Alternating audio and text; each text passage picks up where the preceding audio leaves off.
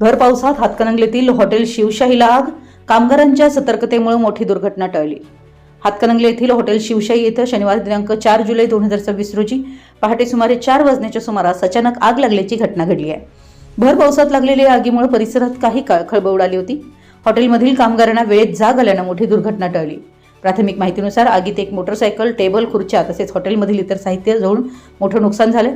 आगीचं नेमकं कारण अद्याप स्पष्ट झालेलं नसून संबंधित यंत्रणांकडून तपास सुरू आहे।